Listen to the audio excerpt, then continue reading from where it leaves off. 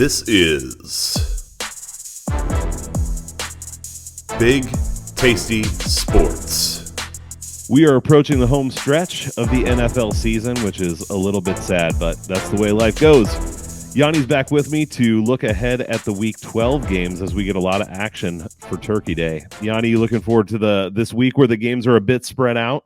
I love it, man. It's like football every day. I don't know about everybody, but I know for me, you get some time off of work. You can really focus on the games, have some fun. It's good, man. I like it.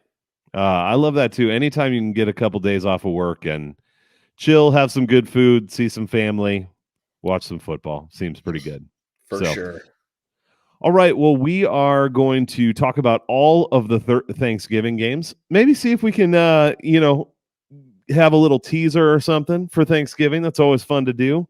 We'll talk about the Black Friday game and pick off some other spots from the main slate as well. If you are not already doing it, please do go follow at Yanni_bet and at the Bet Crushers, as well as at Big Tasty Sports. Like, subscribe, comment. You know the drill, because everybody says it on every single YouTube video. So we should just have a shorthand that's like stuff, and everybody knows what that means because it's all the same. But anyway, do all that stuff, and here we go talking about some football. All right, first game, 12:30 Eastern. The Packers, fresh off a win against the Chargers. Maybe we'll talk about the Chargers later. I don't know. Going to Detroit, who had that big comeback win against Chicago, played pretty terrible for most of the game, but still got the win. Detroit is -7.5, and the total here is 47.5. Yanni, do you think Detroit bounces back and puts together a better game and is able to dominate Green Bay, or is this a close game to start off Thanksgiving? I think that this is not going to be a great game, to be honest with you. And it seems kind of crazy because you think, divisional game. We know the Packers have pretty much owned the Lions for the better part of the last couple decades. But there's a matchup issue here that's a big, big problem. So I think when you go back, you kind of touched on it. The Lions had really a pretty bad game overall, at least offensively last week. Yeah. And even defensively, they started out kind of slow, although their defense came on later in the game. Their offense certainly didn't do them any favors, putting them in bad position. But offensively, they weren't very good, which was a little bit of a surprise. But I think when you step back, there's two things I look at here. Number one, to me, that's kind of a sign of a good team. They didn't play their best. In fact, they played arguably as bad as they played, all year, and they still found a way to win. So, that to me says, okay, this team's pretty good. You flip to the other side, and I think this Packers team is not very good. I know Jordan Love played, one of his better games this last week, but they were kind of beating up on a Chargers team that's defense just can't really stop anyone. So I think it's going to be a little bit different with them going on the road in this game, short week, obviously. And yes, I know they do know their opponent, but going into it, I think that's a lot to ask. And here's where I see a huge problem for the Packers here. This Packers team, even when they're winning over the last decade during, let's call it the Aaron Rodgers era here, they have been soft against the run, and it's kind of been just who they are. That continues this year. They're not great against the run. I think that Detroit is going to line up. I think we're going to see a lot of David Montgomery, a lot of Jahmyr Gibbs, and I think they're going to run the ball down their throat here, to be honest with you. I don't think the Packers can stop it. When you look at why Goff struggled a little bit this last week, there's a couple things you can point to there. They were running the ball okay, but not nearly as well as they were. And I think you can put that on the Bears defense being one of the better run stopping units in the league. That's not going to be the case with the Packers. So I think Goff is going to have the luxury of things like play action. He's not going to have to throw in obvious passing situations. And I think when you look at that there, it's just going to be too much. And then you flip the script there. Is Jordan Love going to repeat that on the road where his rookies are making, big plays and doing things like they were getting against the Chargers? I don't think so. So I'll be honest. I don't think this game ends up being very close. I think Detroit wins this by double digits here. So for me, I'm probably playing two things here. I'm probably laying the points with Detroit at 7.5. And I will say, I played this at -7. So you could argue that you don't want to play the stale number here, but 7, 7.5. I think you can play it there, even with the half point there. But I think to me, this is also an automatic teaser, and we can talk about Thanksgiving Day teasers or others. But when you look at it, this is just it's 1.5 points in a teaser. They're at home, a better team, great matchup. Are they going to lose this game? I don't think so. Yanni, I was hoping maybe we'd start out this show with a disagreement, that we'd just have a hot debate to start out, but it's not going to be that way. I feel the same way. In fact, I think that the games from last week can kind of throw you off the scent of these teams at times. We can talk about recency bias. The Packers, I agree, I think are really not a good team. And Jordan Love has struggled in so many different ways this season. And this defense, I think, is going to be really problematic for him to go up against. There's going to be pressure that he's going to have to face. The back end of that defense is solid enough. But the bigger thing for me, and you talked about it with the run game for the Lions, I've said this before, but I love how balanced the Lions are on offense. They have a really good passing game, and they have a really good running game. And when they can get both going, I just think you're in trouble. Detroit actually reminds me of Miami a little bit in this way. Not in every way. The personnel's not the same. But you look at that game against Chicago last week, and playing terrible. Goff had 3 interceptions. He probably could have had 6. It was ridiculous how poorly he was throwing the ball and where he was putting it. They play this whole game badly, and then in 4.5 minutes, they just go score 16 points or whatever it is, put the game away. That's the kind of thing that Miami can do to you as well. So you're just never safe against Detroit. And I think that game last week helps them to not be too complacent. I think playing on Thanksgiving Day is a good thing. So I think they come out here and put it together from the jump. And this is one of those games, we had a few last week where we talked about potential alt spreads. This is one where I can see it. I can see them winning this game by 20 points. Now, that said, it's a good job by you getting the 7, because I hate laying that hook no matter what, just because 7.5 feels so much worse. So I haven't bet it yet, but I definitely will think about it. I think they should dominate here. I might consider looking at a first half bet as well as another angle that I think I wouldn't mind, and certainly the teaser. I'm with you on that. Any thoughts on the total for this one before we move on? 46.5, 47.5, depending where you're looking. It seems a little high to me, only because I don't trust the Packers, to necessarily hold up their end of the bargain here. I mean, like you said, this could end up being 30-10. I mean, not impossible. So I think that's where I struggle with the total here. I mean, if anything, I think you could potentially look at a Lions team total, because I do think they're going to score a lot of points in this game. But I think between the teaser leg and just laying the points outright with Detroit, I think for me, those are probably the better plays here. Agreed. I like the under. Not necessarily that I would bet it, but potentially the Lions over. I feel the same way. I just don't think Green Bay is going to score a lot in this game. Right. I think they're going to struggle, but then there's always the backdoor cover, all this stuff at the end. So I'd rather stick with Detroit on this one. Yep. All right, let's move on to game number 2, which is the Washington Commanders, fresh off a 6 turnover loss to Danny DeVito performance against the Giants, going to Dallas, a team that is on a roll, especially against shitty teams, where Dallas is minus 10.5 right now, and the total is 48.5. What do we do with game number 2? This is a tough spot for Washington, and Washington can be tricky, because I think we've seen them. They've been one of the most up and down teams in the league when you look at how they've played. Although it is a little deceptive, they've won some games, they've played well in some games, but overall, they're not a great team. And I think we get enamored a little bit, or I do, at least I'll admit, with Sam Howell, because I think he has a lot of potential. But he certainly holds the ball. We've seen that. He does take sacks. That offensive line is not great in front of him. And their defense is not as strong as I think it was going to be going into the season. They drafted at the corner position expecting an upgrade. That didn't get there. And then obviously they shipped off their 2 edge rushers at the trade deadline. So now your defense is not quite as deep as it probably would have been or should have been going into the season. So when you look at and you put all that together, here's what I see. Dallas at home has been dominant. They have been, literally blowing people out. And the matchup, again, we talked about it in the Lions and Packers, that Cowboys ability to generate pressure, number 2 in the league generating pressure against that Washington offensive line. We could see a lot more sacks for Sam Howell. We could see a lot more turnovers in this game. It's going to be tough for him. I don't think this is the only thing I would say as far as the spread goes.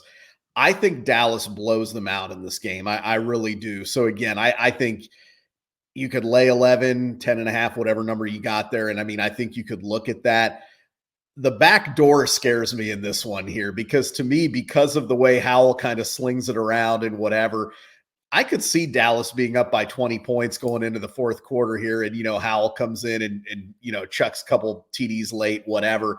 That would worry me a little bit.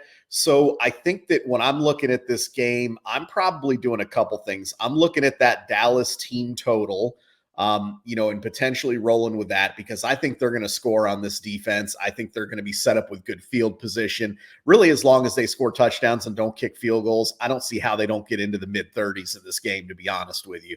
So I think you can look at that Dallas team total. And then obviously, we can talk about it at the end. I mean, it's kind of one of those fun lunch money Thanksgiving Day teasers. But if you want to do some sort of money line parlay with favorites, or 10-point teaser, 9-point teaser, that kind of a thing, you can do that with Dallas here. Because again, much like with Detroit, Dallas isn't going to lose this game. I just, if they were on the road, I would be hesitant, only because we saw them lay an egg in Arizona. They haven't been quite as good in their road stops. But at home, they're just dominating, and the matchup is just too good for them in this game. Yeah, Dallas just feels so untrustworthy to me, is the problem. Like, Fair. they're really good. And when they play their best, I legit think that they can give San Francisco, Philadelphia trouble in the playoffs. In a one-off game, I think they absolutely have a chance to win. And I think it's hard to know how real it is, where their offense has looked so good lately, but it's been against terrible competition. I like that they've gotten Cooks going a little bit. I think that that's important for their offense, and he's actually seen the ball a little, so that's great. It's troubling that they can't get Tony Pollard going at all. I know that he had a little bit better yardage this last week against one of the worst rush defenses in the league with Carolina, but every week I think, this is the week he's going to finally get going, and he just doesn't ever get going. Right. And so I don't feel like they can be very balanced. Now, Washington isn't a good defense. So number one, that may not be problematic. And number two, they may be able to run the ball some, because Washington doesn't have a very good defense. I guess for me, this is just a trickier one for me to want to bet, because I can see this game staying close for a little while. If there is a way to try to keep Dallas from getting rolling on defense, it's to run the ball some, slow down that pass rush a little bit. And I know that Washington really loves to throw the ball all the time. They try to get Howell dropping back on almost every play, but if they can run the ball with Robinson some, even if he's only getting 3 or 4 yards a carry, I think they can slow the game down a little bit and maybe keep this game in a reasonable place where Dallas isn't able to get on that roll where they just go up by 30. Now, there's also the possibility of, a sack fumble and the defense scores a touchdown. I absolutely could see that happening. The Dallas offense has been looking good. And so I'm kind of talking out both sides of my mouth, but I think it's just because I don't trust Dallas to play the way that they can play right now. Agreed, them being at home is good. I think, again, playing on Thanksgiving Day is kind of a big deal. So that's probably a good thing. My favorite thing to do here probably is to tease Dallas. But even there, like you're talking about, do you get, depending on the book, what a book will give you, 8 points or something to try to get this to a field goal or less? Because I do think Dallas wins. They just have too much talent, and Washington's not a good team. But I will say also, coming off that loss to the Giants last week, which was horrific, there's no doubt, but they turned the ball over 6 times. I mean, the Giants are terrible. Otherwise, they would have lost by 40 in that game, because they hardly had the ball after they turned it over every time they touched it. So I just think that some of their games have looked better than they actually are, but I think that one makes them look worse than they actually are. I think this is a below average team, not a worst in the league team. And yes, getting rid of their edge rushers was a big deal. It's not a good defense. I'm talking around in circles enough. I think for me, it's teasing Dallas for fun and otherwise probably staying away from this game, unfortunately for me. Yeah, I don't fault you on that. And kind of like you said, even though if you asked me to pick a side, I would lay the big points with Dallas. I am not betting that. I guess I should have probably been more clear on that. And really, to me, it comes down to home versus away. And I think all the points you made are very valid. If this game were in Washington, I would actually be a little bit nervous for Dallas, to be honest with you. But I think they're one of those teams that plays so much better at home that I don't worry as much as I would. If this game were on the road, to me, it would be like, hey, this could be a slip up spot for Dallas, kind of like we saw with Arizona. But I don't see that happening here at home with the matchup. As we're talking, one other thing I might watch. I know we don't talk about live betting a lot, though I do some live betting. I have been more the last few weeks. If this is a game where Dallas makes a couple mistakes early and Washington does slow it down some, and you get where at the end of the first quarter it's like 6-0 or 6-3 Washington or something, and maybe you get that Dallas number to come down under 10. I think that would be a potential thing to look at as well, where Dallas probably gets it rolling eventually. But and maybe they do right from the beginning. But that's the beauty with live betting; you can just let it go if they do. So, right, that's something I may watch as well. Yeah, good call. In terms of the total, any thoughts on that? Quick, I know you'd send maybe Dallas's team total. Yeah, I mean, if anything, if I were looking at totals, that's what I would do here. Just because, again, I'm not sure on Washington. I lean over just because I think Dallas is going to put up a lot of points. And like I said, I could see Washington late, maybe putting some points on the board once it gets out of hand. But I don't think I want to touch that total, though. Yeah, I kind of see this game going one of two ways, which you could be like, well, no shit. But I think there's more than two ways it could go.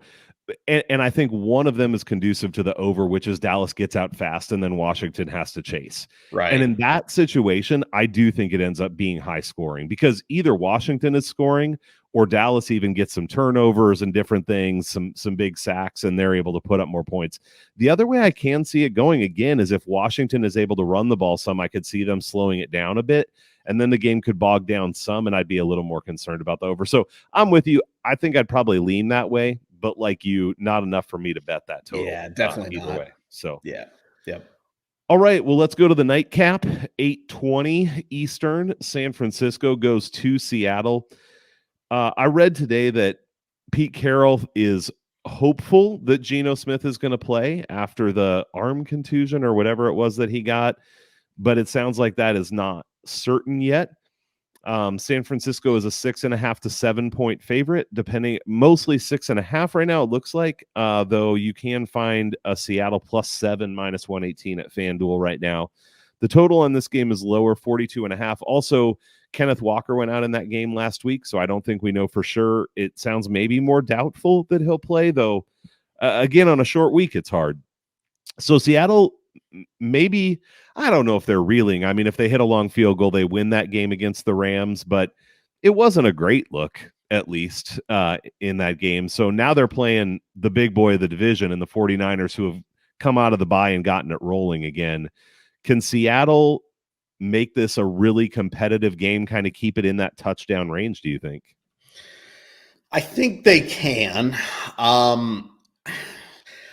Right now, to me, this Niners team is a juggernaut, so I just can't bet against them. I think conventional wisdom would tell you that in this division game, Seattle, I think, is a quality team. You would want to take the points at home, and I think that is what conventional wisdom would tell you. But I'm just not going against this Niners team right now. I think that they are too good. I think right now, in my opinion, and of course this can change week to week, but I think they're the class of the league right now. I think that they're, if I said there's one team I just don't want to play, it's the 49ers. So I think you brought up a couple interesting things. Is Geno Smith going to play? I think so. It sounded like it, although to your point, not definite. I guess the question there is how big of a downgrade do we give this team? I mean, honestly, Smith has been okay. He hasn't been great. He's been very average. So it's like, how much of a downgrade do you really have there? To be honest, I think the loss of Kenneth Walker might be more, of an issue in this game than Geno Smith even potentially, which sounds crazy. But, again, with the way Smith's playing, I don't know. So for me, I'm kind of looking at it this way here. If conventional wisdom tells me to take the points at home with Seattle, but I don't want to go against the Niners, for me, that's a throw my hands up and pass. Like it's that old wrestling with analytics versus your gut. Which do you like there? Do you like analytics? Do you like your gut? And even though this isn't necessarily an analytical play, that's kind of where I see this one. So for me, it's a pass.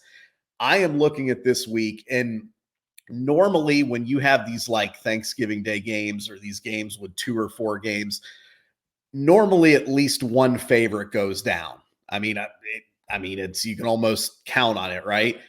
I think the books are going to get slaughtered on Thanksgiving because I think you're going to see a lot of favorite money line parlays, and I think you're going to see teasers here. And I don't think San Francisco is losing this game. Are they going to cover? I don't know, but I just don't see. I think they're just too much. They're just substantially better than Seattle, and they're only up right now by 1 game in the NFC West. So it's not like, we can take our foot. They got to win this so they can basically stretch out that division. So I'm looking at this and saying, I already talked about teasing the Lions. Why wouldn't you tease the Lions and the Niners here? I mean, that's kind of where my mind is right now, is why wouldn't you tease those? So I'm looking at teasing San Fran. I think that is the safest, surest thing for me when I look at this. And then the last thing I'll say is credit to you because you called this out last week. Now, granted, it only got home by half a point, but the Niners team total over did get home. And it got home pretty early. I think if they had to score more, they could have or would have. They just kind of took, at the end there, didn't do a whole lot in the fourth quarter. But if you look right now, that total's 24.5. And I realize that going into Seattle in a night game, that's going to be rowdy. So I'm not suggesting the Niners are just going to go out there, gangbusters, whatever. But again, for a team when healthy that routinely puts up 30 points, 24.5 is not the worst look in the world to expect a healthy 49ers offense to get to, in this game. So I think you can also look at that angle as well. Yep. I'm going to get to the side, but I'm going to start with the total here. I like the over. Obviously, San Francisco's defense is really good, and Seattle's offense is not always really good. And the Kenneth Walker injury is an issue, absolutely. Like you said, Geno Smith probably is going to play. To your point, how big of a deal is it? I don't know. Drew Lock has not often looked good in the NFL, so maybe he's even worse than Geno Smith has been. But what I look at to some extent is these splits between road and home for the Seahawks. They've just been so much better at home than they have been on the road, and especially scoring. I mean, they scored 29 against Washington, but 24 against the Browns, 20 against the Cardinals. Then we're getting back to the beginning of the season, but 37 against the Panthers. They're also giving up plenty of points in many of those games. And so it's just been higher scoring overall. This is a fairly low total. You can still get 42.5. You talked about the Niners team total, and I definitely don't mind that either. I mean, to me at this point, if they're going to give you 26.5 or less, it's just an auto bet because they've gone over every time. So, but I like Seattle to be able to score some in this game as well. San Francisco does tend to give up some plays down the field if you can get the time to throw it there. And I think that, I mean, I don't know. I don't know if they can give Geno any time to push the ball downfield a little bit, but with Metcalf and Lockett and JSN, I think they have the weapons to be able to try to do that some. And so I think they're going to be able to score some in this game. That's something I haven't bet yet, but I think I probably will. That's probably one of the things I like most in terms of the Thanksgiving Day stuff here. In terms of the side, I'm with you on teasing the Niners. It's very hard to take a position against them right now, especially when, and you alluded to this when you said San Francisco for you is the tops in the league. We talk about different levels between teams. These teams are on different levels. Seattle, of course, they can beat San Francisco in a one-off, maybe even 2 out of 10 times, I would say, because they're okay. but San Francisco's really good. And so I think they definitely win this game more often than not. I started a couple weeks ago, and maybe I should have been doing this the whole season. It would have been fun, but just writing down and thinking through what would I bet if I had to bet the spread on every game.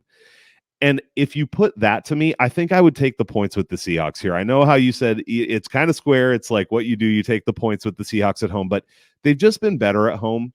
And um and I think they can hang in this one. I think they can make it an interesting game, and I think they do end up losing by somewhere between 3 and 7.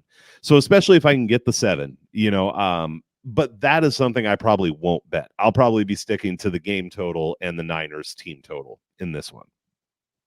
So yeah, I like it. I think you bring up some good points with Seattle at home and their offensive prowess compared to on the road. And I think that there's something to it, and when you look at that, I mean, in today's NFL compared to years, the previous 2, 3, 4 years, 42.5 is a pretty low total to your point. So I definitely don't hate that. all right, well, let's move on to Black Friday, where some may be out shopping, though now Black Friday, it like already started. We're recording this on Monday, and I'm seeing a whole bunch of shit for Black Friday, so I don't even know what Black Friday means anymore. Like I cared about Black Friday. I'm making it sound like I'm on some kind of soapbox here for Black Friday. I'm not. Let's talk about football. Miami going to the Jets. Miami coming off kind of an ugly, narrow win over the Antonio Pierce-led Las Vegas Raiders. The Jets coming off yet another gross performance. We don't even know if Zach Wilson's going to start this game for the Jets. Or I mean, maybe Saleh came out and has said so, but I haven't seen a report on that. Not surprising that the Dolphins are getting 9.5 here. In some places, it's 10 already. Miami's offense struggled last week, and they have struggled against good defenses at times this year. The Jets have a solid defense. Do you think this is one where the Dolphins are able to run them off the field, or does that Jets defense keep this within reach? So let me give myself a CLV trophy here. I pre-bet the Dolphins -7, teased them when they were -7. So I feel really good about that because Very good. I don't think the Dolphins are going to lose this game. But I actually think with that number creeping into double digits, I think the Jets are the right side here. So Robert Saleh actually did come out. Tim Boyle is going to be the starting He is. quarterback for the Okay. Jets I this week. wondered. He is, All right. yeah. So I don't think anybody knows what that means. I mean, I don't think Tim Boyle is anybody that's going to light the league on fire, but usually good teams, they'll rally around a quarterback change, a backup quarterback. And I'm sure that defense is just excited at this point to not have that Zach Wilson led offense out there. I don't put all their struggles on Zach Wilson. I mean, that offensive line has been injured all year. They've mixed and matched players, and that's tough even if you're a good quarterback, let alone if you're a young quarterback that's maybe not that good. So it's going to be tough. But I think what you said is the Dolphins against good defenses have not been the 40-point a game Dolphins. They've looked very average against good defenses. And I think that we could see that here, particularly again on the road. Another team, there's about 5 or 6 teams in the league that have been substantially better at home than they have on the road. The Dolphins being one of them. Now, part of that is scheduling. They played some cupcakes at home and they've handled business and beat up on them pretty good. But I think to when I look at this game here, divisional game, Jets with a little bit of life behind a new quarterback there. And I think their defense can slow them down because I think they can actually match up with those receivers. Miami needs to run the football in this game, plain and simple. You can run on this Jets defense. It's a very good defense, but you can run on them. It's going to be interesting to see how much Miami tries to commit to the run here or how much they're able to run, because to me, that's going to be the difference in them in this game.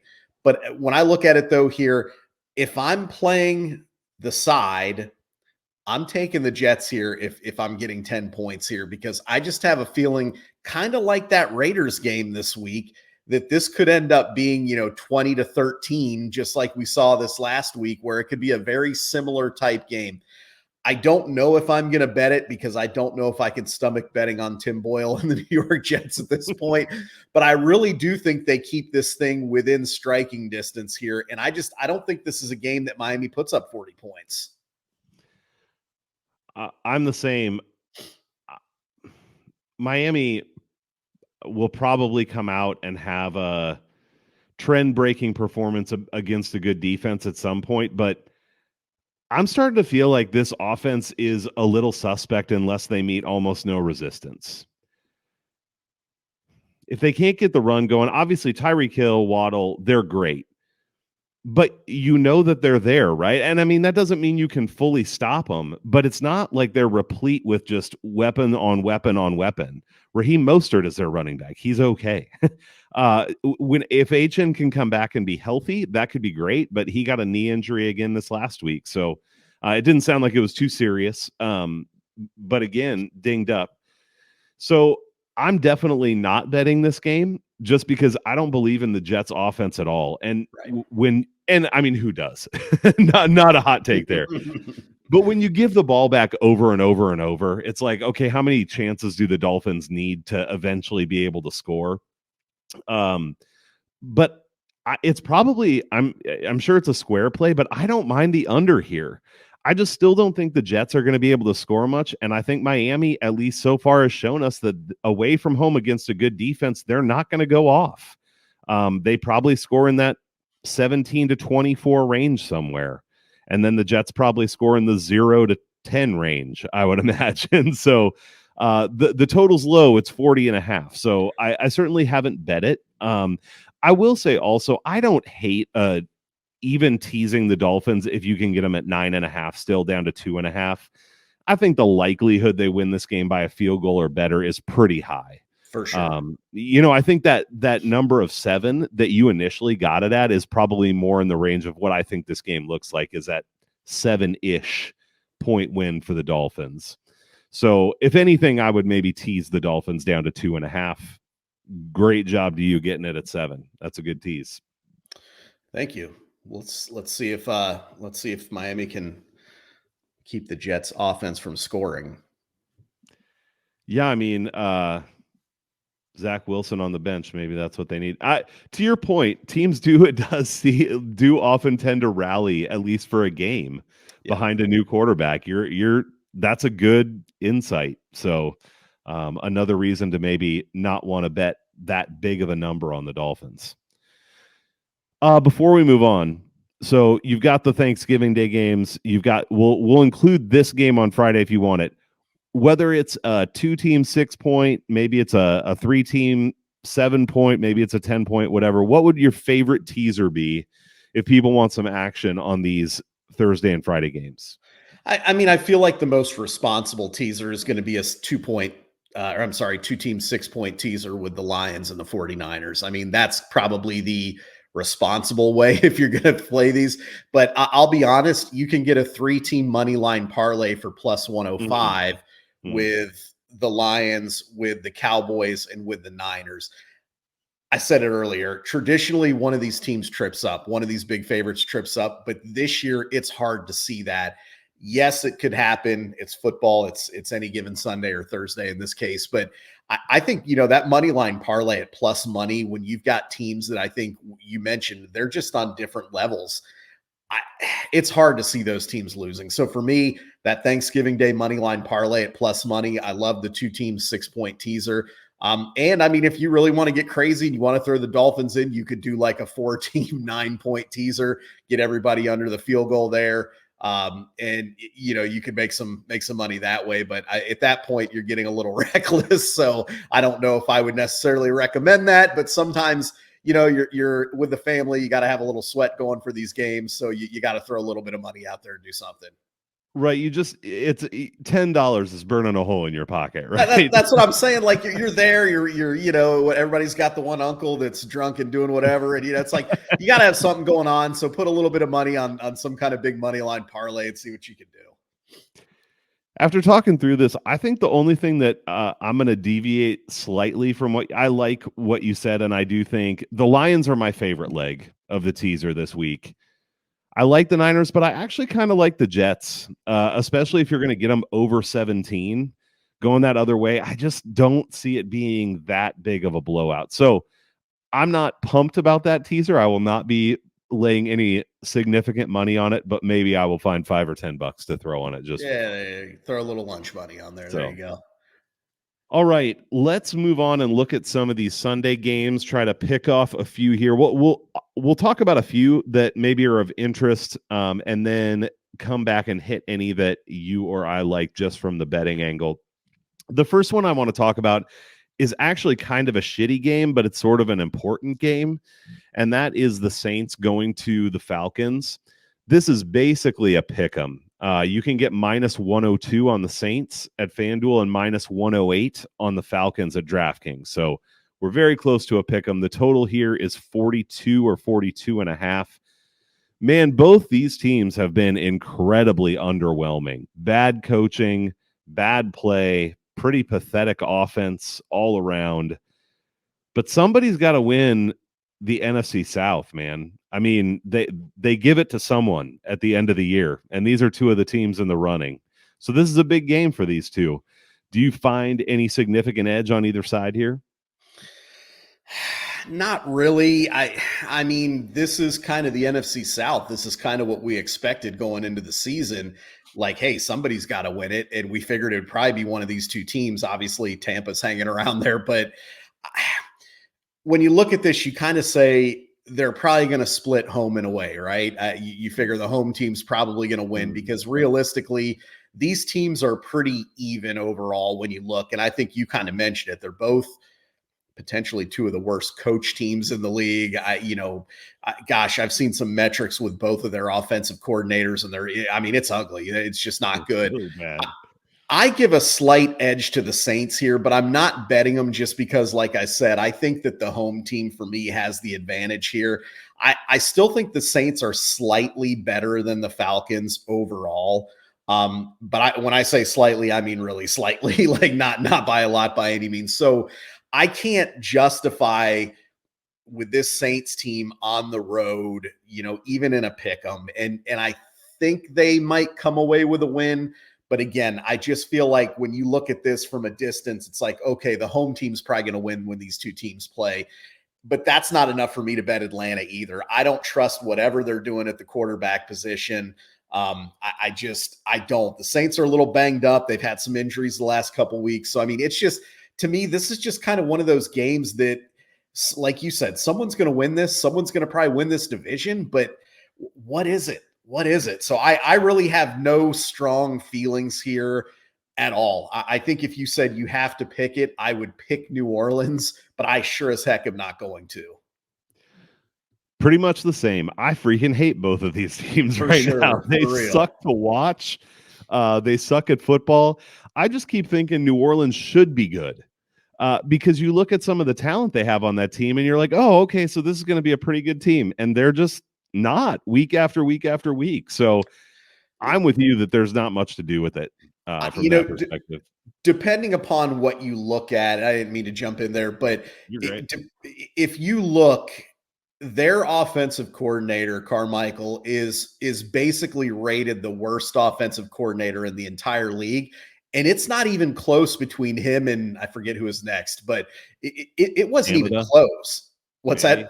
Matt Canada, maybe? I think it might have been Canada, actually. I'm not sure. But it wasn't close. So it's like, to your point, I think they do have some talent. I mean, that offense, they should be able to move the ball, and they just don't. But again, I think when you look, it's like they don't have a lot of great ingenuity and creativity on their offense there and whatever. So again, I won't belabor the point. It's just kind of ugly football. And it kind of, as a fan of a team in the AFC, it makes me mad that one of these teams is probably going to be in the playoffs, and you got teams in the AFC that are going to be sitting at home on the couch watching. It's frustrating. It should make everyone mad. These teams, it's just so bad.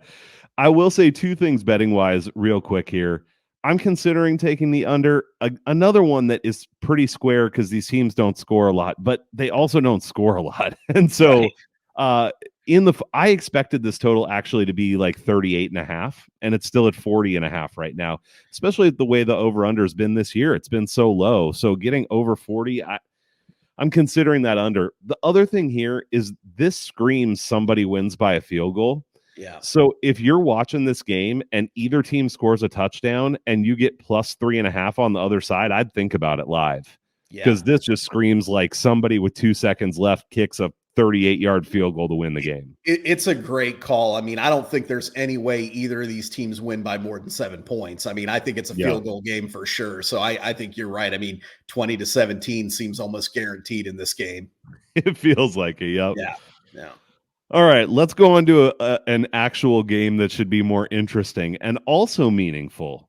A bit surprisingly from the beginning of the year anyway, and that is the Jacksonville Jaguars going to Houston. Only one game separates these teams in the division. Houston is getting 2 points at home, and the total is 47.5, 48.5, again, depending where you look. Jacksonville bounced back big last week, but I think we sort of expected them to. Man, Houston's proving week over week that they're no joke. So do you think Jacksonville can keep it rolling against a team that at this point I think we have to look at as a solid middle of the pack to slightly above team in the Houston Texans? I'm torn on this one, and I haven't really fully dived into it yet to see if there's any kind of edges or angles I can find. But initial kind of evaluation for me is this. Kind of like we said with the Niners, different circumstance, but I don't know that I want to get in front of that Texans train right now. They are playing good football. They really are. And, you start looking and saying, okay, if Stroud's as good as he's looked the last month here, all of a sudden their offensive line is getting healthy. And these young receivers, it's like you talk about an offensive coordinator that is drawing things up. These guys are getting open all over the place. And you start saying, wow, that's tough to defend. So I flip it over to the other side here. And this is going to be an interesting test. So you go through the last 2 weeks when Stroud's been, lighting it up as far as yardage goes, and that they've run the football really well. And against the Bengals. And then this last week, Devin Singletary was over 100 yards both games. And that's not going to happen, I don't think, against this Jags defense. I don't think they're going to be able to run on them. So that's going to put it all in CJ Stroud. And I think it's going to be interesting to see how that plays out with him having to throw against a good defense. So do I want to get in the way of that? No, because I wouldn't be surprised if Stroud continues to play well, and he does throw on that defense, especially at home. But I also am not banking on that. I think this could be a little bit of a stumbling reality check where people kind of are like, okay, maybe the Texans aren't this Super Bowl team that all of a sudden, people are starting to talk about as this amazing team. I think if you're asking me, I think they stumble here, and I do think Jacksonville wins this game. There's one other thing, and we talked about it with the Jags last week. Trevor Lawrence against pressure, no bueno. Trevor Lawrence with time to throw, very good. No quarterback has as big of a discrepancy under pressure versus not under pressure than Trevor Lawrence. I think that's a betting angle you can play on for the rest of the season. I think you literally look at their opponent and say, do they get after the quarterback? If the answer is yes, you don't want to back the Jags. If the answer is no, you want to back the Jags and they're going to score some points. Houston does not get after the quarterback particularly well. They're not at the bottom of the pack, but they're also they are in the bottom half. I think they're like 17th maybe in pressure, something like that. But I think that's not enough pressure to where I think Lawrence will be comfortable enough in the pocket. And I think this is going to be a close game. I think the Jags get it done, but I don't want to bet it because, again, I just don't want to go against this Houston team right now. I would rather sit this one out. You could look at the total. It's high. I mean, that's for this year in the NFL, that's high. But I don't really want any part of that either because I kind of have this around a 50-point, contest here. So I'm kind of looking at this one, at least right now, and saying this is an important game. This could be a fun game, very interesting game. I don't necessarily have anything from a betting perspective that tells me you should go this direction or not. Yeah, to your point, just looked at on PFF, the Texans are 22nd in in pressure rate. So like you said, bottom third of the league. And obviously that's not game by game. That's an average. So who knows if they're improving or whatever. I didn't have the time to go look into that. Yeah, man, you nailed it with the stuff with Trevor Lawrence. So I would say the Jags to me have been pretty disappointing in terms of what I thought they could be overall as a team, but especially offensively coming into this year. I mean, I really thought, okay, this is a team that's going to contend at the top of the AFC and have a chance to get to the Super Bowl. Not that they should be the favorite or something. I don't think they really have that chance, to be honest, because of what you said about Trevor Lawrence against pressure. And that offense just is too inconsistent to get it done against the big boys, I would say, in the AFC in the playoffs. So I don't think this team is going to the AFC Championship. I don't think they're going to the Super Bowl. However, they're playing the Texans, who, yes, have had an awesome run and are much better than I thought they were. I mean, a few weeks ago, I was saying this team's going to prove they're not that good. They've proven otherwise. They're good, but they're not great. And so I would put them in a similar tier to the Jaguars, maybe a little bit below. And I think that what could be interesting here is that the Jaguars have 20 takeaways this season. And the majority of those are on interceptions. So I think they actually are going to maybe be able to cause some trouble for CJ Stroud here. Doesn't mean he won't throw for a bunch of yards, because he's shown he's going to do that all the time. But to me, the differentiator in this game is the Jags defense. They've been really good. And so I think that they're going to be able to limit Houston enough to get this one done. But I think it's a really close game. And the reason that I'm not going to be betting this, the main reason, is I have enough NFL futures on the Jags to win this division. Me too. In a variety of things that, like, it's not good for me if they lose this game, and I don't want to lose more money on it than I'm already gonna anyway if they lose. So that if I had nothing, I would consider betting the Jags, but too much invested for me already to go that direction. Yeah, that's a great point, because I'm heavily invested in that as well. I really didn't even factor that in, but you're right. That's a good point. I mean, a lot's riding on this, and if Houston can beat them, all of a sudden there's some pressure on in that division for sure. So absolutely, they'd have the tiebreak too, because they beat the Jags the first time. So it's a really big game. I think it is a much bigger game for the Jags. Than it is 100% agree. Yep, absolutely. Because Houston loses this game, there were no expectations, and they definitely can still make it to the playoffs. Losing this game. Right. Yep. So, all right. Let's see. Let's pick off a couple more here. Let's talk about your Bills against the Eagles. Obviously, we're recording this Monday night, so we haven't seen the Eagles against the Chiefs yet, but we kind of know what we're getting with these teams. I mean, unless Jalen Hurts goes down or something, I don't think we're getting so much new information. Buffalo obviously looked really good this past week. Do they have what it takes to get the upset here against the Eagles? I don't think so. You could make an argument for them covering the 3.5 by the hook. And I only say that because their losses when they lose are by a field goal. I mean, they don't get run out of the gym. So I think you could make the argument to bet them plus 3.5. But the Eagles are going to win this game, like you said, barring some kind of crazy injuries tonight or things like that. There's going to be too much of an advantage for Philadelphia in the trenches. That's going to be, to me, the big difference there. I think there's a coaching advantage for the Eagles as well in this one, which I think plays a factor. Obviously, there's a home field advantage. The Bills, not quite like Dallas or Seattle or some of the teams we mentioned earlier, but they've been much better at home than they have on the road too. So I think, when you kind of put all that together, it's a little too much for them to overcome. And they're potentially going to be without 4 defensive backs in this game. It's looking that way. And when you're playing A.J. Brown and Devontae Smith and, and a quarterback that can scramble, playing without some of your key guys like that, on top of some of the guys they already had injured for the season there, that's just not a good look. And I think when I look at like the way the Bills defense played against the Jets, they were going against a patchwork offensive line and Zach Wilson, who couldn't make decisions. I mean, they showed a couple replays where it's like, hey, if the ball comes out here, you got the guy. And I think in those situations, Jalen Hurts makes the throw. Not to mention, even if they could get pressure, Hurts has a little bit of elusivity, whatever that word is, elusivity, whatever. So anyways, that's a long way of saying I think the Eagles win this game. Do I feel confident betting them with the hook? No. What I would want to do is see if this line perhaps moves. If it hits 3, I probably would hit Philly at that point.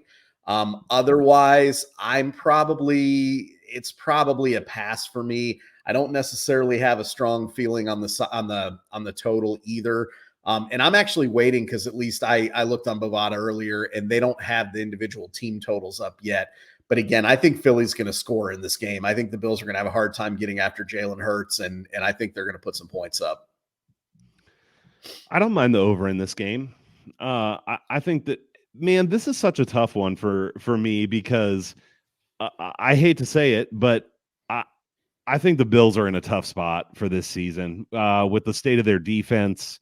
Yes, they had one good offensive game, but I don't know that means that everything is solved on that side of the ball either. But at the same time, they have the offensive firepower to put up a lot of points in any game.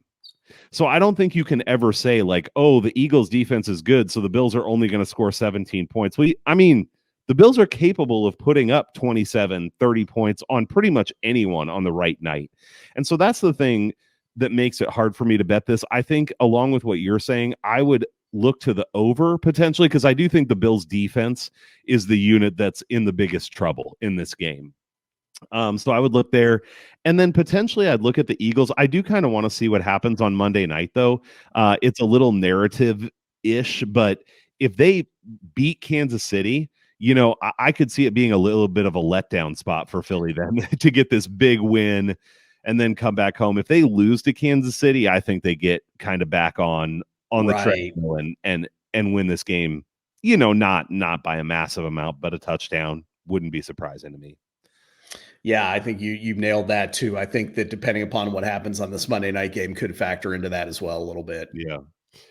All right. Well, Yanni, let's looking at the rest of the slate. Let's just pick out if there are any other games that are interesting to you that you like from a betting perspective and just hit a few of those before we get out of here. Anything jumping out for you? Well, so to be honest with you, not a ton. I actually like the Thanksgiving Day games, the Black Friday. I think, we found some angles there. The Sunday slate, I don't necessarily love, but I would say this. I think the Browns are a good teaser leg this week. Right now, they're plus 2.5 at Denver. That gets them to plus 8.5. I don't know that Denver is that good. And I realize that they're on a winning streak and, they're playing much better than they were early in the season. But are they blowing anybody out? I mean, are they blowing that Browns defense out by double digits? Maybe. Not impossible, but I think that, teasing the Browns to 8.5 is definitely interesting, or definitely a consideration, I would say. But the other thing I like here is we've talked about some team totals. I like the Baltimore Ravens team total against the Chargers here. I think right now this Chargers defense is a mess. Not only that, Brandon Staley's seat is as hot as anyone in the league right now, and he's taking heat for that defense. And you can't handicap and plan on this happening, but we've seen teams give up on their coaches before. And would I be shocked if the Chargers are down early in this game, if all of a sudden that defense just kind of, whatever. And, oh, by the way, Joey Bosa's out again. Yep. Guy can't stay healthy. One of their big three on defense can't stay healthy there.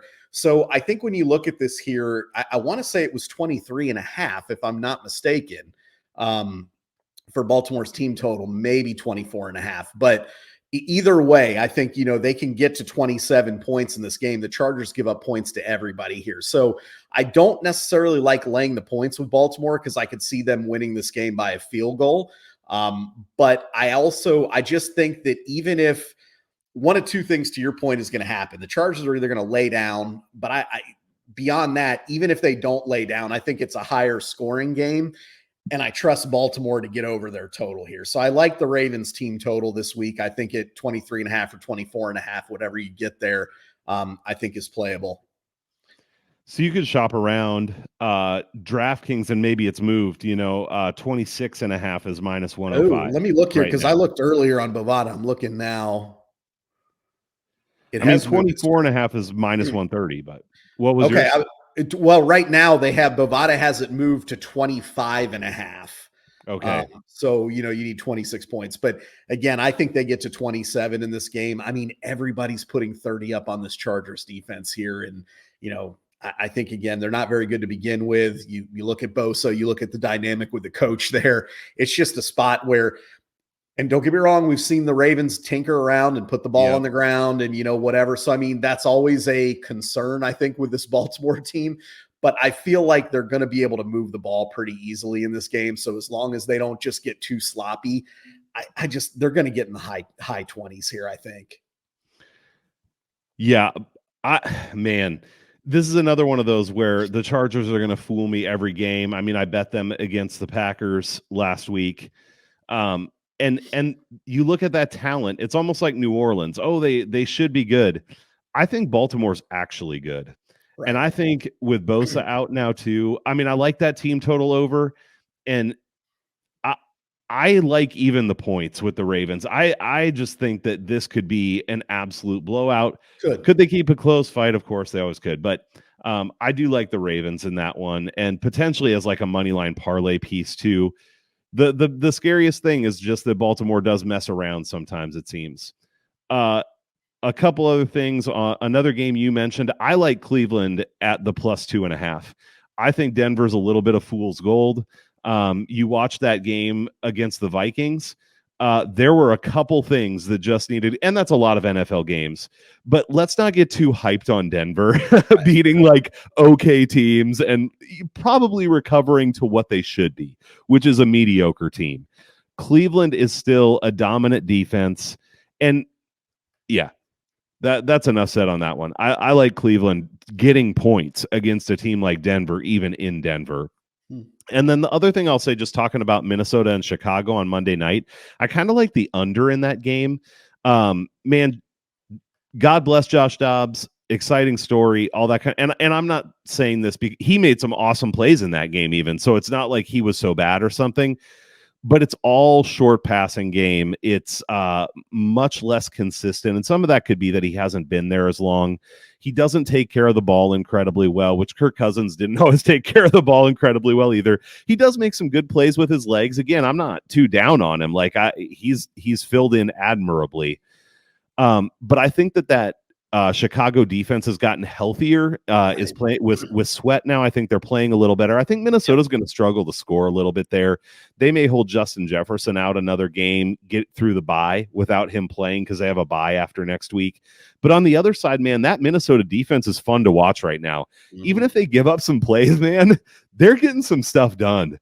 And the Chicago offense is not phenomenal. Justin Fields is what we know he is, and he will probably run for 50, 60 yards because that's what he does.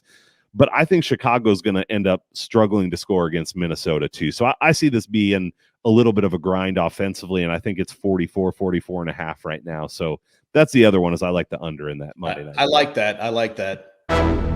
So, all right. Well, Yanni, I hope you have an absolutely wonderful Thanksgiving, and that we both, make $20 on that $10 teaser.